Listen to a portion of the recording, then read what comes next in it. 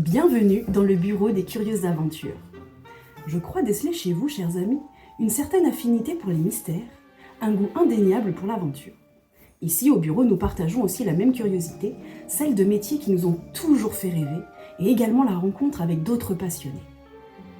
C'est pourquoi, aujourd'hui, nous vous invitons à venir explorer le monde avec nous, pour qu'ensemble, nous partions à la découverte de ce qu'il a de plus surprenant à nous offrir. Est-ce que vous êtes prêts ? Alors c'est parti pour une nouvelle curieuse aventure.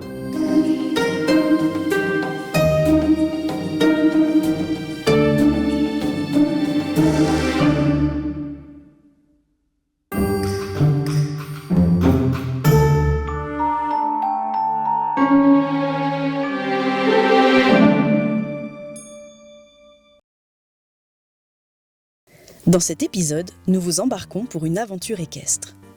L'équipe des Curieuses Aventures part à la rencontre d'Emma Brissonnet, une passionnée d'équitation, coureuse professionnelle ayant participé notamment aux Jeux Olympiques.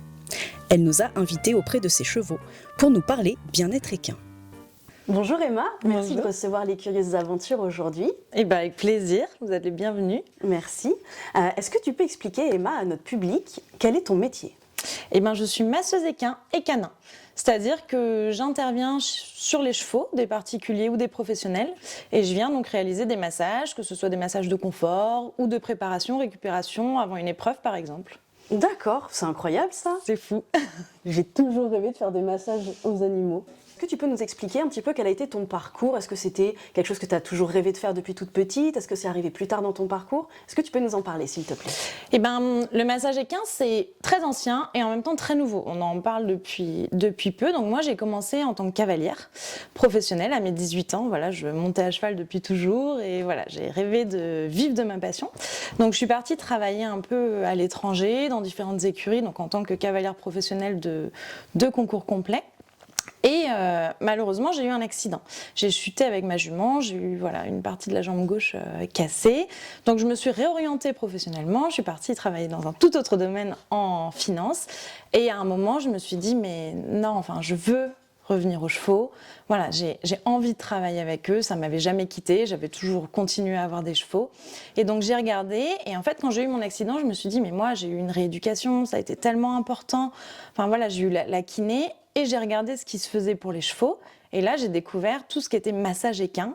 Et donc, le travail sur tout ce qui est musculaire, tout ce qui est compensation sur des chevaux qui ont eu des blessures passées. Par exemple, toi, si tu te blesses et que donc, ta jambe droite, elle te fait mal, tu vas appuyer que sur ta jambe gauche. Et si ça dure 2 mois, tout ton corps, il compense et tout ton corps, il va se muscler de cette façon. Et après, quand tu pourras de nouveau appuyer sur ta jambe droite, tu vas garder des compensations. Et c'est là où tu vas chez le kiné pour retravailler toute cette symétrie. Et chez les chevaux, c'est exactement le même principe. Donc voilà, je me suis dit, mais mince, il y a quelque chose à faire. Et j'ai regardé. Et en fait, oui, ça existe. Ça se développe de plus en plus parce que justement, on cherche à aider les chevaux dans le confort. Et puis les chevaux qui peuvent être soit des chevaux de loisirs, ça peut être aussi du vieux cheval, par exemple, qu'on aide à mieux passer l'hiver, parce que l'hiver, c'est dur, c'est un peu comme pour les personnes âgées. Oui, voilà. les rhumatismes. C'est ça, il fait froid, l'arthrose a tendance à faire mal, donc on va les aider. Mais ça peut être aussi du jeune cheval en croissance, à ce qu'il grandisse le mieux possible et dans la meilleure symétrie, ou du cheval qui travaille, ou du cheval qui sort en compétition. Ok, c'est top ça. Et du coup, tu disais que c'était un métier qui était ancien et qui revenait un petit peu. Est-ce que toi, du coup, tu avais rencontré des personnes qui faisaient des massages sur les chevaux quand tu étais jeune cavalière ?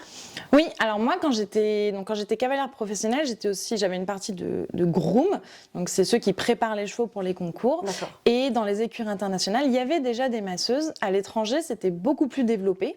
Et donc, ça a commencé après à arriver en France. Et là, ça se démocratise vraiment comme quelque chose qui apporte vraiment du plus au cheval. Donc oui, c'était quelque chose qui était plus pratiqué à l'étranger et qui arrive doucement en France. À l'étranger ou sur les chevaux de très haut niveau, un peu comme les sportifs. Les sportifs de haut niveau, ils ont tous leurs masseurs. Donc voilà, pareil, les chevaux, ils avaient leurs masseurs. Mais là, voilà, ça se démocratise parce que les gens veulent prendre de plus en plus soin de leurs chevaux. Il y a toute la notion de bien-être. Et puis, ça peut être vraiment un plus sur des personnes qui rencontrent des fois des problèmes avec leurs chevaux. Ils n'arrivent pas par tout ce qui est... Il y a tout le check-up de l'ostéopathe, par exemple, qui est très important, mais là on vient vraiment en complément sur toute la partie muscles et articulations. Bah, du coup, c'était ma prochaine question. Quels sont les métiers comme ça autour du bien-être du cheval? Tu parlais d'ostéopathe, toi tu fais du massage, donc quels sont les différents métiers autour du bien-être du cheval? Eh ben oui, donc bon, déjà le premier c'est le vétérinaire, c'est vraiment le référent. Il faut toujours se référer au vétérinaire dès qu'on a une question ou un problème avec son cheval ou une interrogation sur l'état de santé de son cheval. Et après il y a le dentiste aussi. Parce qu'il faut savoir que voilà, les dents du cheval poussent en continu toute sa vie. Donc donc le dentiste, c'est tous les ans, voire tous les ans et demi. Mais voilà, c'est très important de faire venir le dentiste, l'ostéopathe, puisque voilà, les chevaux qui vivent au pré, peuvent faire se bloquer et ils ont besoin de voir l'ostéopathe. Et après, il y a tout ce qui est massage, il y a de la médecine chinoise aussi qui se développe, tout ce qui va être shiatsu, acupuncture. Oh, c'est trop rigolo. Ouais. Et puis l'alimentation. Et puis alors, le maréchal Ferrand aussi, forcément, maréchal Ferrand, podologue pour les pieds. Et puis l'alimentation. L'alimentation, ça se démocratise aussi beaucoup sur faire attention à ce qu'on donne à manger à son cheval parce que tout vient de l'interne, un peu comme nous. Au mieux, le cheval est en interne et au mieux, son corps en externe est aussi. Oui, il n'y a pas que cette dimension où en fait le cheval c'est un animal qu'on va laisser au pré et après il fait sa vie. C'est que de plus en plus on se rend compte qu'il y a un bien-être animal qui est présent et que plus on va s'occuper de lui, au-delà de la performance on va dire pour des concours ou autres, c'est le bien-être de son animal parce que on aime notre animal aussi. Oui, et c'est là où je te dis, tu vois, moi j'accompagne beaucoup par exemple de chevaux à la retraite, mais parce que un cheval à la retraite a besoin aussi d'avoir les soins.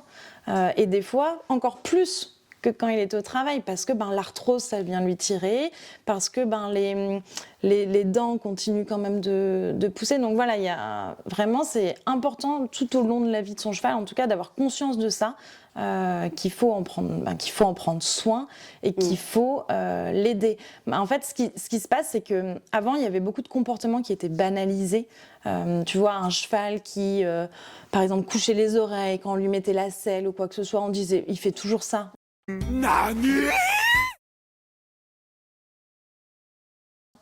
Il a toujours fait ça. Maintenant, on sait que ça montre un mal-être quelque part et que donc il faut aller chercher. Donc, c'est aussi l'équitation qui évolue vers ça on a beaucoup d'anciennes croyances et avant on banalisait beaucoup de comportements et maintenant on sait les décrypter, on sait que ça représente une douleur, ça représente un mal-être pour le cheval et donc c'est au propriétaire après d'aller chercher. Alors je sais que des fois c'est une vraie enquête, des fois il faut faire venir plusieurs professionnels, c'est pas facile, puis c'est pas facile des fois qu'on te dise que ton cheval a mal, qu'on pose un diagnostic, on peut se remettre en question. C'est ça, est-ce que j'ai mal fait, mais voilà, en tout cas, moi ce que je dis toujours, c'est que les professionnels, ils sont là pour être bienveillants, pas pour juger. Voilà, moi quand je viens et que je viens voir un cheval, je juge pas, c'est vraiment lui apporter du confort, aider le cavalier à mieux comprendre. Et voilà, donc il faut vraiment pas avoir peur d'avoir un diagnostic de son cheval et de faire intervenir les bons professionnels. Mais voilà, des fois il y a un travail de recherche à faire. Oui, et c'est aussi, je pense, pour peut-être renforcer le lien entre le cavalier et son animal. Oui, parce que du coup, un cheval qui montre des signes de mal-être, c'est un cheval qui va coucher les oreilles, c'est un cheval qui est pas forcément... la relation, elle sera pas forcément agréable.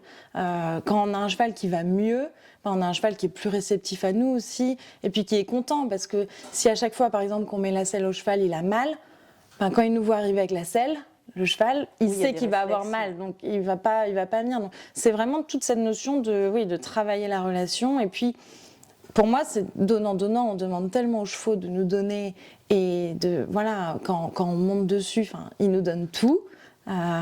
C'est à nous aussi du coup de renvoyer la balle un peu et que ce soit fait pour eux le plus dans le confort.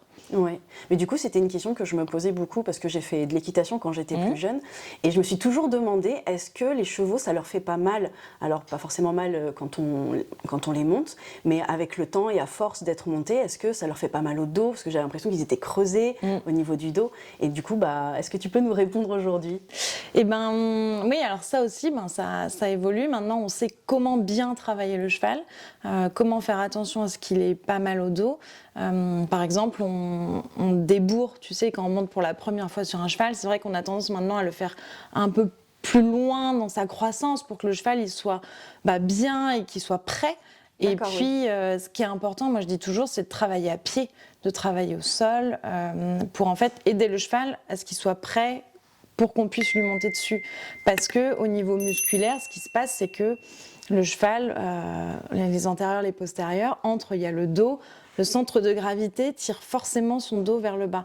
Donc il faut vraiment l'aider à pouvoir se porter et à ce que ces muscles du dos en fait soient capables de nous porter. Et puis après il y a l'adéquation entre le cheval qu'on monte et nous-mêmes aussi, notre taille, notre poids, auquel il faut faire attention pour justement mettre le chevaux le plus dans le confort possible. D'accord.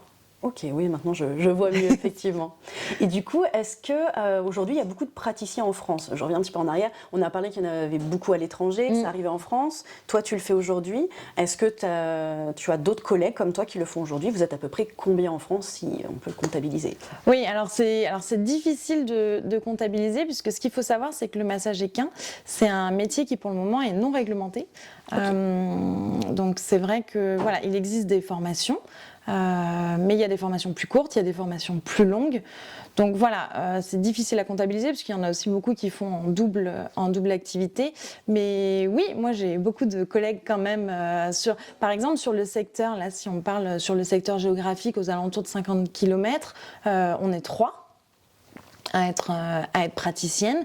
Et puis il y a des pôles où il y en a plus, la région parisienne, voilà, il y en a vraiment beaucoup plus. Mais voilà, donc je ne saurais pas te dire un chiffre exact de combien de praticiens, mais il y en a. Et puis ça se développe puisque les écoles commencent vraiment à réaliser des vrais cursus comme celle que j'ai faite. Et voilà, il y a des élèves qui sortent, qui sont vraiment des bons praticiens, des bons masseurs équins, avec toute la connaissance nécessaire pour le réaliser, puisque il faut connaître chaque muscle, il faut connaître chaque articulation, chaque muscle à quoi il sert, où est-ce qu'il s'insère. Voilà, quand le cheval réalise tel mouvement, quel muscle vient, parce que c'est ça qui fait qu'on peut réaliser une prise en charge la meilleure en fait possible. Bah oui, pour l'animal quoi. Pour l'animal. Ok, et du coup, quelle est la complémentarité avec les autres professions, comme tout à l'heure tu nous parlais des ostéopathes pour les chevaux? Eh ben oui, alors moi je travaille beaucoup avec les ostéopathes parce qu'en fait l'ostéopathe, il va vraiment travailler sur tout ce qui est charnière osseuse. Donc lui, ça va vraiment être lorsqu'une cervicale est déplacée, lorsque le bassin, il va vraiment travailler sur toute la charnière osseuse. Et moi, je viens en complément puisque je le dis toujours, c'est si vous avez quelque chose de déplacé qui reste 2-3 mois, comme je te disais, ton corps, il compense dessus et donc tous tes muscles font. Donc si l'ostéopathe, il vient et qu'il remet, qu'il fait très bien son travail et qu'il arrive à remettre, si les muscles autour, on ne vient pas les relâcher, il y a potentiellement beaucoup de chances pour que l'os se remette en fait mal. Oui. Donc moi, c'est là où je peux intervenir soit avant, soit après l'ostéopathe, de façon à vraiment après relâcher totalement la zone, et puis que l'ostéopathe il puisse réaliser le meilleur travail. Mais voilà, c'est vraiment complémentaire. Et puis après, il y a beaucoup d'ostéopathes aussi qui tentent à se former sur tout ce qui est muscle et qui connaissent très bien et qui arrivent aussi à intervenir, parce qu'en fait, tout est lié. Oui, donc c'est vraiment un travail, comme tu disais, complémentaire entre les deux professions. Donc tu es toi-même cavalière. Est-ce que depuis que tu pratiques le massage, tu as pu observer un avant-après dans ton lien avec tes chevaux? Parce que du coup, tu as des chevaux qu'on ira voir tout à l'heure. Et est-ce qu'il y a eu une évolution? Est-ce que tu as pu sentir quelque chose qui avait changé dans ton rapport avec eux? Eh ben oui, parce que maintenant je les comprends mieux. Oui.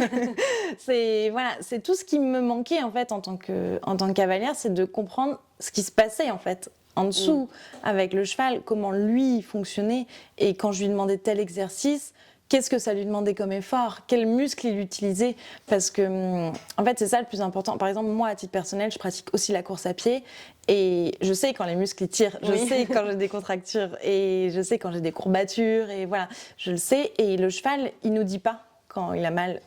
Il n'est pas capable de nous dire. Des fois, on le ressent un peu, il est un peu plus raide. Mais voilà, sinon, il ne nous dit pas quand il a mal. Donc là, je sais maintenant, en fonction de tel exercice que je vais lui demander, tiens, là, ça lui a tiré sur tel muscle. Donc, attends, je vais faire attention à ce muscle-là. Demain, je ne vais pas lui demander un exercice, tu vois, qui lui tire exactement sur le même. Donc voilà, essayer de... Vraiment, dans l'entraînement, ça m'a beaucoup aidée. Et du coup, je les comprends mieux. Et puis... maintenant, je pose mes mains aussi sur eux. Et avant, quand j'étais que cavalière, On passe un coup de brosse, mais on n'apprend pas à sentir le cheval. Et c'est ça, voilà, qu'on pourra faire. Mais vraiment de poser ses mains et de sentir, ben oui, tel muscle, tiens, tel muscle est dur, tel muscle, il a travaillé. Donc là, il faut y faire attention. Et donc voilà, dans mon rapport, ça m'a vraiment aidée. Et puis, regarder chaque signe. Voilà, bien les observer, ça pour moi c'est très important. Quand on prépare son cheval, on ne fait pas juste que le seller, quand on lui donne à manger pareil, voilà, de bien l'observer. Oui, tu es plus attentive à chaque petit signal qu'il peut avoir. C'est ça, est-ce qu'il est bien posé sur ses 4 pieds, est-ce qu'il n'a pas un pied qui met un peu au repos, ah bah tiens, est-ce que ça ne veut pas dire qu'il a un peu mal du coup. Enfin voilà, essayer de vraiment les observer. Alors, c'est facile quand on a un cheval, c'est plus difficile des fois pour des cavaliers professionnels qui ont 20, 30 chevaux à monter, mais quand on a un cheval, il faut vraiment l'observer parce qu'en fait, il n'y a que comme ça qu'on sait, parce que lui, il ne viendra pas nous dire. Donc il n'y a qu'en l'observant, et au plus on l'observe, et au plus le jour où il y a quelque chose qui ne va pas, eh ben on le sait. Oui. Est-ce que tu aurais, dans ton expérience, une petite anecdote à nous partager, à nous et à tous les curieux qui nous regardent aujourd'hui ? Eh ben... Oui, alors enfin, c'est quelque chose qui revient quand même super souvent, mais c'est quand je masse, je me mets un peu dans ma bulle avec le cheval, et souvent, j'ai quasiment tout le temps le propriétaire qui est là, et ce qui est hyper drôle, c'est que le cheval, il commence à montrer des vrais signes de relâchement, à se poser, à s'endormir, et j'ai quasiment tout le temps le propriétaire qui fait pareil, qui commence à bâiller, qui commence à montrer des signes, parce qu'en fait c'est hyper communicatif. Okay. Et du coup, de voir son cheval se relâcher, souvent j'ai le propriétaire qui se pose et qui le regarde aussi, et chose qu'il fait jamais, et là pendant 1h15, il me regarde faire, et du coup il regarde son cheval, et en fait son cheval commence à bâiller, et souvent les propriétaires, pareil, je sens que ça commence à se poser et à bâiller, donc ça c'est génial, c'est tout ce que je veux, c'est le cheval, mais c'est aussi que le propriétaire comprenne et voit son cheval et voit les signes de relâchement qu'il peut avoir. Donc si vous avez des problèmes d'insomnie, venez voir Emma faire des massages sur les chevaux, ça réglera vos soucis. J'ai une dernière question pour toi. Comment ça se passe dans ton quotidien, on va dire, sur une séance de massage? Comment ça se passe? Par quoi tu commences? Qu'est-ce que tu fais? Et comment tu clôtures ta séance avec un cheval? Alors, en général, donc c'est le propriétaire, le cavalier qui me contacte. Donc, ce que j'aime bien déjà, c'est débriefer par téléphone avec lui. Okay. Qu'on se fasse un petit appel découverte, j'appelle ça, parce que c'est important que je sache ce qu'il attend de moi. Est-ce qu'il rencontre des problèmes avec son cheval? Est-ce que je ne dois pas l'orienter vers un autre professionnel avant? Puisque voilà, si c'est de l'ordre du vétérinaire, si c'est de l'ordre de l'ostéopathe, moi je le réoriente avant pour qu'on fasse vraiment les choses dans le bon ordre. Et après, donc j'arrive sur le lieu où est le cheval. Ce que je demande toujours, c'est que le cheval se trouve dans un lieu où il a le droit de s'exprimer. Parce que des fois dans les écuries, on met les chevaux à la tâche, toujours au même endroit. Et bon, les chevaux, ils peuvent un peu s'impatienter. C'est un peu l'endroit où, tu vois, les propriétaires vont dire non, vont pas laisser le cheval s'exprimer, ou l'endroit où il y a le maréchal. Moi, je veux vraiment que le cheval s'exprime parce que j'ai besoin justement qu'il me dise quand je touche, est-ce que pour lui ça lui fait mal, est-ce que pour lui ça lui fait du bien. Et donc voilà, donc souvent on le met dans un endroit soit au pré, soit dans son box, un endroit où vraiment il peut s'exprimer. Et moi, je vais commencer par déjà regarder le cheval, comment il se tient, parce que comme je te disais tout à l'heure, c'est hyper important, sa façon dont il se tient, ça donne plein d'informations sur ses compensations musculaires et sur là où potentiellement il peut avoir mal. Et après, je vais le palper. Donc pareil, je vais toucher tout le corps du cheval. Là, j'adore faire participer le propriétaire, lui faire poser les mains et lui dire voilà, tu vois, hop, là moi je sens ça. Et souvent ils me disent oh, mais c'est fou. Mais oui, c'est vrai, c'est pas pareil à gauche et à droite. Et voilà, donc déjà, parce qu'en plus ça leur apprend à poser les mains et à sentir les choses, à sentir ce que c'est une tension, à sentir. Voilà, donc il y a toute cette partie. Après, je réalise des évaluations fonctionnelles au niveau articulaire, pour voir est-ce qu'il a des blocages. On le regarde marcher aussi, je fais marcher. Pareil, là, des fois, je change. Moi, je regarde marcher, je vois quelque chose. Et là, je dis au propriétaire, attends, moi, je vais te le marcher et tu regardes, tiens, moi, j'ai vu ça. Et c'est vrai que du coup, pareil, il regarde son cheval comme il ne l'aurait pas regardé. Donc voilà, moi, j'aime beaucoup faire travailler aussi le propriétaire et vraiment le faire participer à la séance parce que, après, c'est un travail que lui peut continuer. Donc voilà, et après je passe au massage. Donc en général c'est sur 2-3 zones vraiment ciblées, celles qui pour moi aujourd'hui sont les plus embêtantes en fait pour le cheval, celles qui après vraiment le gênent. Analyse, voilà, ça. Tu vas adapter ta séance. C'est ça. En fait. Après cette partie de diagnostic, vraiment celle qui l'embête. Et après après le massage, je réalise un stretching pareil sur ces zones-là.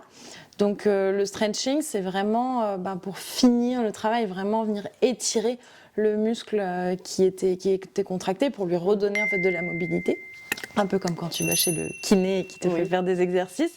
Mais voilà, le stretching. Et puis après, on re-regarde le cheval. Je refais poser les mains au propriétaire dessus pour que il voit que c'est plus souple.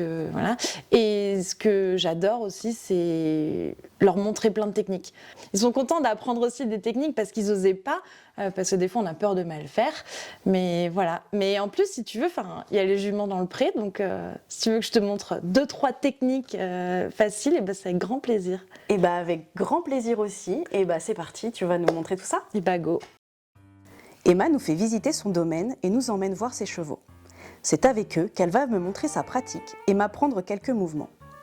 Après avoir fait de l'équitation pendant 2 ans, où j'ai été frustrée de ne pas avoir l'opportunité de les chouchouter davantage, ces beaux chevaux, chose qui m'intéressait plus que de les monter, il faut bien l'avouer, je vais pouvoir réaliser un gros check sur ce manquement de mon enfance.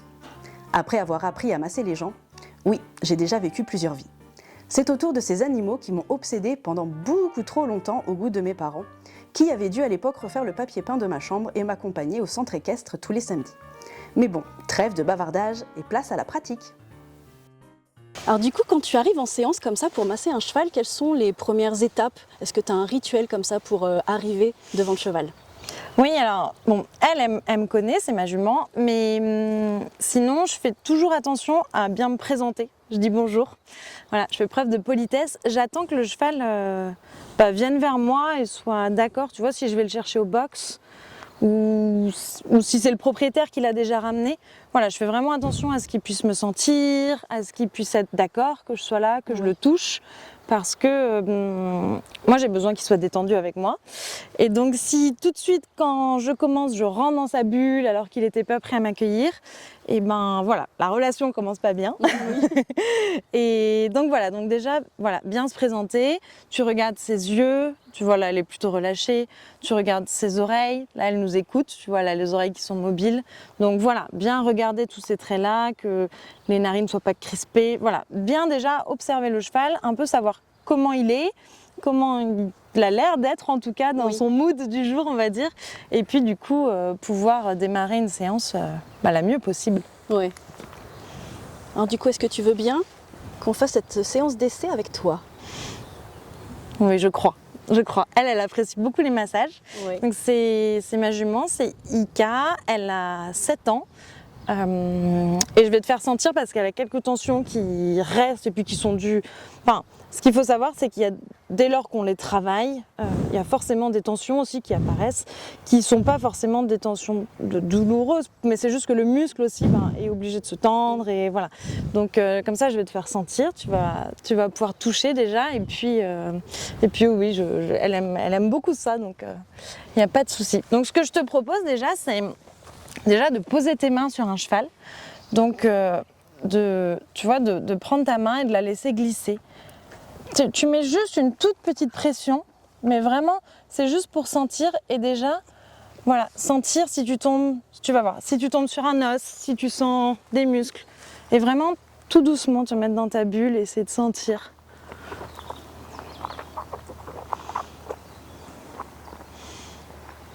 Alors, tu sens quoi?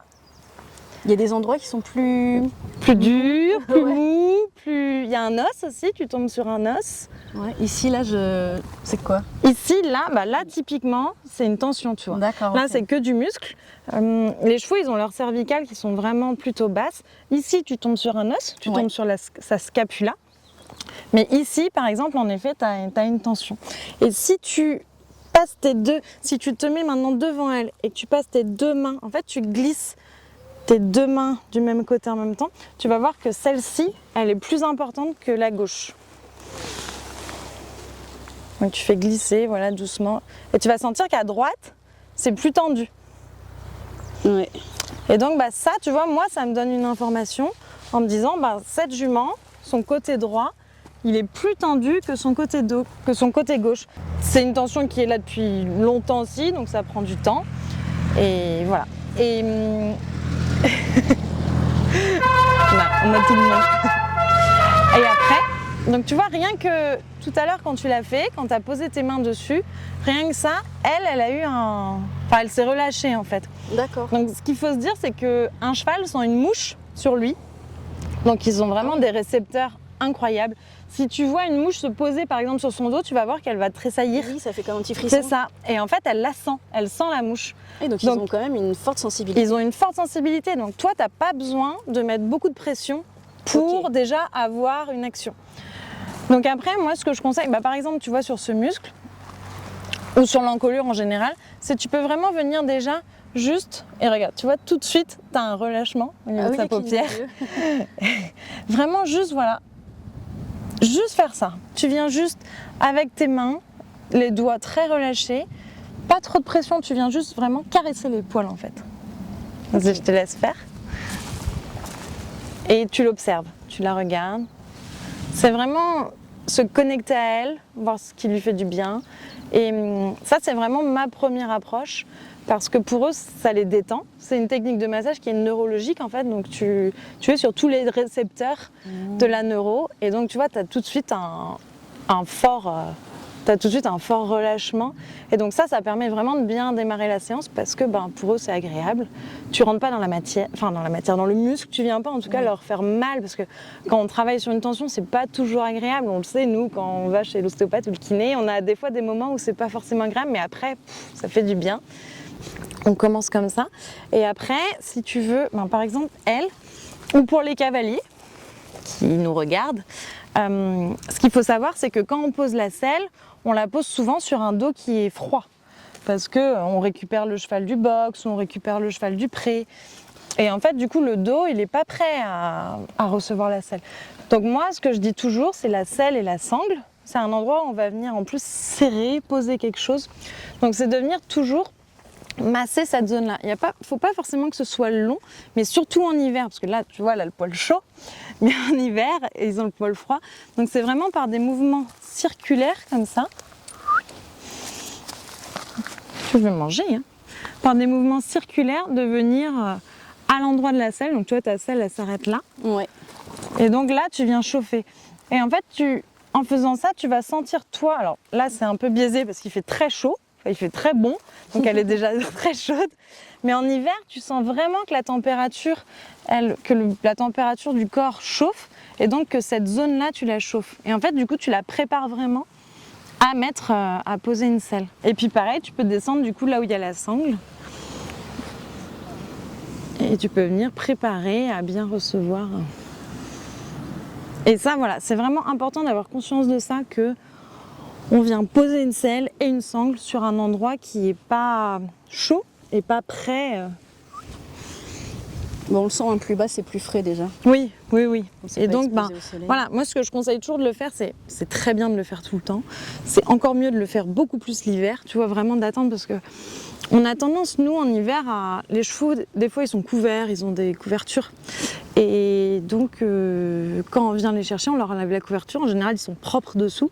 Donc, tu sais, on passe un coup de brosse, mais c'est assez rapide. Alors qu'en fait, normalement, de brosser, c'est fait pour, justement, commencer à chauffer les muscles. D'accord. Donc, voilà, c'est vraiment, soit on peut utiliser nos brosses, mais voilà, du coup, on passe du temps à brosser.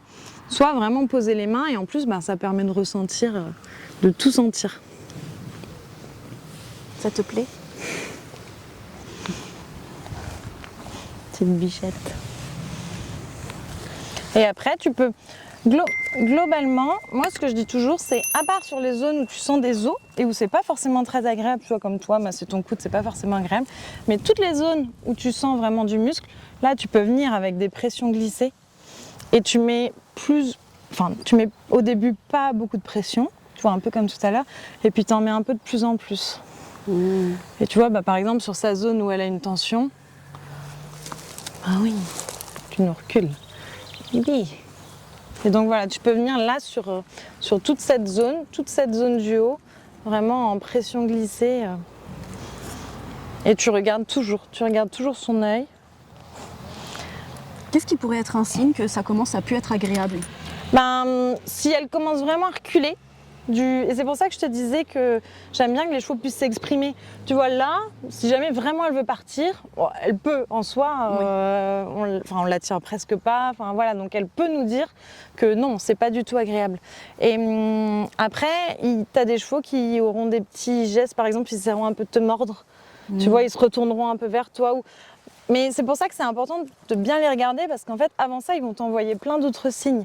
Ils vont crisper un peu leurs narines. Genre, oh, ça fait mal. Ils vont avoir l'œil qui va changer aussi, tu vois, qui va se dire, oh là, qu'est-ce qu'elle me fait derrière? L'oreille qui peut se coucher. Et puis après, si t'écoutes pas ces premiers petits signaux, c'est là où il peut se retourner un peu déjà une première fois en te disant, oula, là, ça commence à faire mal. Et puis après, voilà, il va commencer un peu à venir essayer de te mordre. Mais voilà, c'est pour ça que c'est important d'être toujours très progressif dans ce que tu fais. Tu vois, tu commences avec des petites pressions et puis comme ça, tu jauges aussi. Tu vois, tu vas jauger, tiens, là c'est ok, donc je peux mettre un peu plus de pression. Oui. Et au fur et à mesure, comme ça, tu peux vraiment venir travailler. Parce qu'en fait, ce qu'il faut se dire, c'est que tu as les muscles, tu as la peau, ensuite tu as les muscles superficiels, tu as plusieurs couches de muscles. Donc quand tu es juste en pression comme ça, sans trop de pression, tu es déjà sur les muscles, et tu es sur les muscles superficiels. Et donc si tu viens déjà détendre, c'est un peu comme toi sur ta paume de main en fait. Si tu viens déjà détendre là, hop, tu détends en fait toutes les couches. Donc moi j'ai des chevaux des fois qui acceptent pas beaucoup le contact. Tu vois, ils ont besoin que ça reste superficiel parce qu'ils aiment pas. Et en fait, je travaille en superficiel et c'est pas grave parce que du coup, le superficiel va venir détendre, au fur et à mesure que le superficiel se détend, ça va venir détendre la couche d'après et la couche encore d'après. Là, tu as tout un... En fait, la selle, elle vient vraiment reposer sur une partie de muscle et puis après, tu tombes directement en fait, sur ses côtes. Et puis après, je dis toujours à mes clients que, tu vois, les fesses, là, quand ça bleu-blotte, c'est bon signe. C'est que c'est détendu. Si ça bleu-blotte pas, c'est que c'est pas détendu. Donc tout le monde cherche à ce que ça bleu-blotte. Comment tu vois que ça bleu-blotte? Regarde. Ah oui. Ça bleu-blotte. Si elle avait une tension, tu vois, ça bougerait pas comme ça. Tu n'aurais pas de mouvement. D'accord. Et oui, chez les chevaux, c'est bon signe quand ça bleu-blotte. C'est bon, ça bleu-blotte. Mais voilà. Et après, ce que je peux te montrer aussi, c'est les chevaux, c'est pareil. Tu sais, quand on les... Alors ça, c'est beaucoup pour les chevaux qui travaillent, mais quand on les monte, on leur met un filet. Et du coup, ça passe là juste derrière les oreilles. Et en fait, ce qu'il faut savoir, c'est que là, c'est une zone... tu vas voir, tu vas pouvoir sentir, tu es directement sur les os, en fait, presque. Okay. Mais tu as quand même des muscles. Et pour les chevaux, c'est une forte zone. Moi, je la retrouve très souvent en tension. Parce que y a des chevaux qui se tiennent un peu trop en l'air, il y a des chevaux qui, à l'inverse, tiennent un peu trop vers le bas. Et du coup, là aussi, c'est bien de venir masser. Donc, tu peux poser ta main à plat, juste derrière l'oreille. En fait, tu te cales vraiment derrière son oreille et tu viens de caler, tu vois, derrière sa petite crinière, là. Et tu viens, et là, tu fais juste des mouvements circulaires. Sans trop de pression. Alors, c'est pareil, au début, tu n'en mets quasiment pas. Et après, si elle lève, tu relâches et tu retournes. Et puis, tu vois, ça, c'est typiquement un endroit qui est très sensible pour eux. Donc, il y a des chevaux qui ne se laissent pas toucher. Donc, pour ceux qui ne se laissent pas toucher, ce qui est bien, c'est vraiment déjà juste poser la main. Oui, ça fait un premier contact. Ça fait un premier contact. Et puis, et ça, c'est quasiment valable pour partout, en fait. Il y a des chevaux qui sont plutôt sensibles. Déjà, hop, premier contact. Et tu relâches. Tu vois, qu'ils comprennent que tu ne viens pas mettre quelque chose ou appuyer. Tu vois, tu mets un premier contact. Et tu vois, rien qu'un premier contact, tu as déjà des signes de relâchement.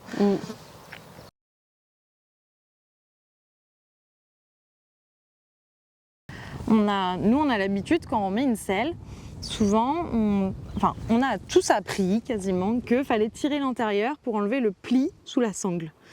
Parce que donc, quand tu mets la sangle, il y a une légende qui dit qu'il faut tirer l'intérieur pour là-dessous, ouais, pour enlever le pli. Sauf que si jamais tu viens tirer, par exemple, elle est chaude, on l'a massée.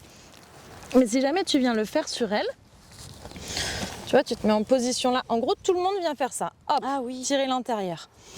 Et ce qu'il faut savoir, c'est que quand tu tires l'antérieur comme ça, tu tires sur tous les muscles qui sont dessous. Et ben si les muscles ne sont pas chauds, que tu fais ça quand il fait froid ou quoi que ce soit, bah, tu peux faire plus de mal parce que tu peux lui créer des mini déchirures, enfin tu peux vraiment lui faire mal. Et donc ça c'est vraiment voilà, avoir conscience que chaque geste qu'on fait et qu'on leur demande, et ben toujours réfléchir à est-ce qu'il est prêt pour le faire, est-ce qu'il est assez chaud pour le faire, et ben si c'est froid et qu'il y a un pli sous la sangle, et ben non tant pis je le marche avant et après je regarde si mais tu vois je le marche, Oui, je le sangle pas trop, c'est ça. Donc, préparation, échauffement, C'est ça. repos et de Oui, la et douceur. puis voilà, toujours se mettre à leur place, toujours se dire, ben, est-ce que moi, je pourrais le faire sans entraînement, avec cet entraînement et puis les aider. Voilà, si on leur fait une grosse séance, ben, on les masse après. Enfin, voilà, le temps à cheval, c'est bien, mais le temps à côté, c'est super important. Donc, tu vois, après, je peux venir en stretching. Et là, c'est pareil, je suis progressive. Donc, je viens... Je reste 5 secondes. Et c'est vraiment moi qui fais, c'est-à-dire que c'est pas elle, tu vois, il faut qu'elle se pose. Hop. Et après je reviens. Et tu vois, je suis très progressive, là je suis pas au maximum.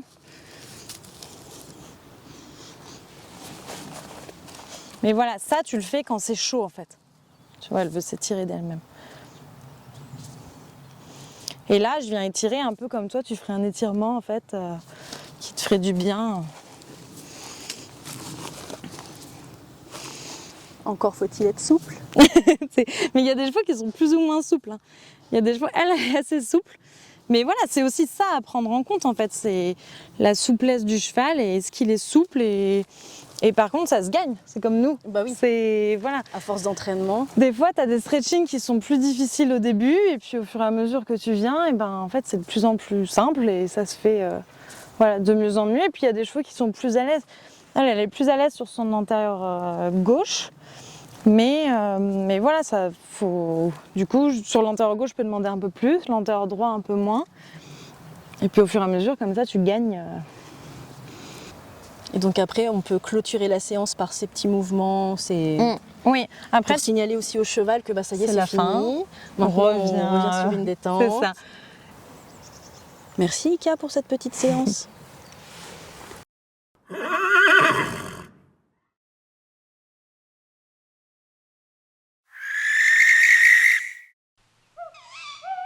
Maintenant, c'est l'heure de la question du public. Et donc, sur le compte Instagram des Curieuses Aventures, on a Tatiana qui a posé une question pour toi. Quelle formation faut-il faire pour devenir masseuse équine ? Oui, et ben du coup, comme je te disais, c'est un métier qui est nouveau, enfin qui est en pleine reconnaissance. Donc, ce qu'il faut savoir, c'est que donc, comme il n'est pas réglementé, il y a des formations qui se créent, mais il y a des formations qui vont durer de quelques jours à plusieurs mois. Moi, j'ai décidé de faire celle qui dure plusieurs mois parce que voilà, je voulais vraiment avoir le bagage nécessaire pour après me présenter et dire je suis masseuse équin et je connais et je sais ce que je fais. Donc, moi, j'ai fait la formation, ça s'appelle Equiphysio. C'est sur Chantilly, mais il y a une école aussi à Bordeaux et en Belgique. Et là, c'est vraiment un cursus qui est long, qui dure plus d'1 an, où on a vraiment une très grosse partie de tout ce qui va être anatomie, connaissance de chaque muscle. Enfin voilà, c'est très voilà, faut se remettre. On a l'impression de faire médecine à un moment, mais voilà, faut vraiment se remettre la tête dedans. Oui. Mais voilà, c'est la formation en tout cas qui pour moi aujourd'hui est la plus complète. Merci beaucoup Emma pour toutes ces réponses. Et puis je mettrai dans la barre de description tous les liens vers tes contacts pour si jamais nos curieux et nos curieuses veulent te contacter pour diverses raisons. Eh ben avec plaisir, merci. Action. Aïe aïe aïe. Tu nous dis si tu vois un truc là qui va pas. Hein. Tu n'appuies que sur ta jambe droite, et bah ta jambe gauche. Enfin. Ah c'est pas grave. Je t'oublie toi, je t'ai vu te cogner la tête, mais j'ai failli rire. Je l'ai vu faire. Ah. Ce sera pour le bêtiser. C'est clair. On l'a pas en vidéo. Tac tac tac. Ça allait bien fait, tu l'avais dit. Ah oui. Pas le mot. Et du coup, est-ce que comme ça, tu as une petite anecdote à raconter à nos. Je vais la refaire. Elle m'a fait un truc pompeux là, le domaine. Ah, le prix la météo. Il fait un grand ciel bleu.